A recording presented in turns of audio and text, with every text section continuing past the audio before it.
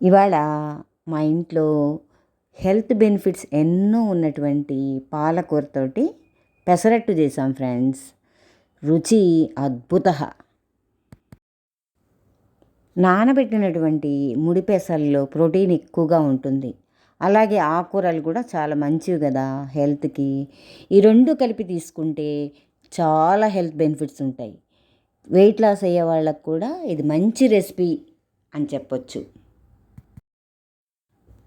ఎలా చేయాలో చూద్దామా? ముందుగా 2 పాలకూర కట్టలు తీసుకొని శుభ్రంగా కడిగేసి చివర్లు కట్ చేసి స్టవ్ వెలిగించి కడాయి పెట్టి కాసిన నీళ్లు పోసేసి ఈ 2 పాలకూర కట్టలు అందులో వేసేసి ఉడికించేసేయండి.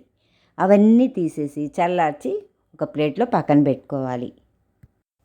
తర్వాత మిక్సీ జార్లో నానబెట్టుకున్నటువంటి ముడిపేసలు వేసేసి ఉడికించినటువంటి పాలకూర కట్టలు, 1 స్పూన్ జీలకర్ర, కాసిన ఉల్లిపాయ ముక్కలు, చిన్న అల్లం ముక్క, అలాగే 5-6 పచ్చిమిర్చి వేసి కాసిన నీళ్లు పోసేసి మెత్తగా గ్రైండ్ చేసి పక్కన పెట్టుకోండి.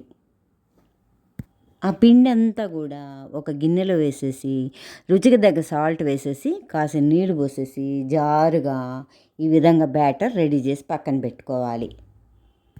తర్వాత స్టవ్ వెలిగించి పెనం పెట్టేసేసి పెనం బాగా వేడెక్కంగానే జారుగా గరిటెతోటి పల్చగా దోశ పోసేసుకొని మీకు ఇష్టమైతే ఉల్లిపాయ ముక్కలు కూడా యాడ్ చేసుకోవచ్చు. నేను ఇవాళ ఉల్లిపాయ ముక్కలు కూడా వేశాను దోశ మీద.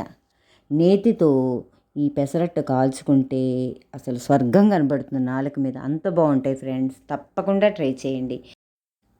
ఎప్పుడు కూడా పెసరట్టుని నేతితో కాల్చుకుంటేనే టేస్ట్ అద్దరిపోతుంది. ఇలా రెడీ అయినటువంటి పాలకూర పెసరట్టుని మంచి చట్నీతో తప్పకుండా ట్రై చేయండి. ఈ వీడియో మీకు నచ్చినట్లయితే please like, share and subscribe my channel.